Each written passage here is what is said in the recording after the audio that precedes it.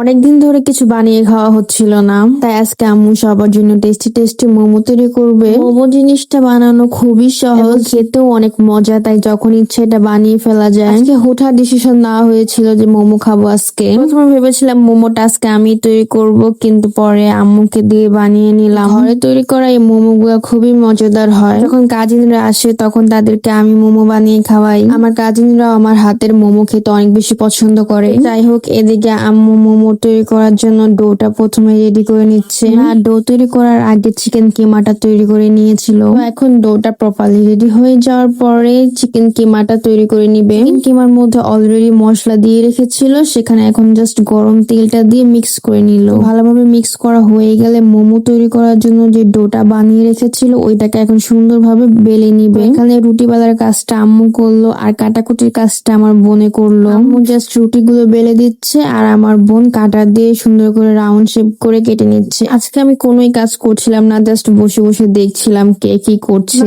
Sorry, বসে বসে দেখাটাও কিন্তু একটা কাজ, তাই না বলো? যাই হোক, দুষ্টামি করতেছিলাম। এদিকে আমার বোন কিন্তু মাশাআল্লাহ অনেকগুলো কেটে ফেলছে। রুটি কাটা হয়ে গেলে তারপর আম্মু এখানে শেপ দেওয়া শুরু করলো। আমি এদিকে বসে বসে দেখছিলাম আম্মু কিভাবে সুন্দর করে শেপ গুলো দিচ্ছে। ফাইনালি 3 ঘন্টা পরে মোমো শেপ দেওয়ার ডান। তবে কিন্তু আমার থেকে অনেক তাড়াতাড়ি শেপ দিয়ে ফেলছে। আমার একটা মোমো তৈরি করতে অনেক সময় লাগে। যাই হোক, এদিকে কাটাকুটি শেষ করার পরে আমার বোনও মোমো ট্রাই করতেছে। ওর বানানোর ভাবসাব দেখে তো মনে হচ্ছিল না জানি কত কিছু পারে, বাট দেখো তোমরা কি করলো লাস্টে। ওর বানানো মোমো দেখো নিজেই হাসতেছিল। তারপর আমার ভাইও আবার একটা মোমো ট্রাই করতেছিল। 2000 years later. ফাইনালি অনেকক্ষণ চেষ্টা করার পরে সে পারছে। কিন্তু এই মোমোটা প্রথম ট্রাই করছে আর আসলে অনেক সুন্দর হয়েছিল। ও তো মোমো বানানোর পরে অনেক খুশি। দেহি দেহি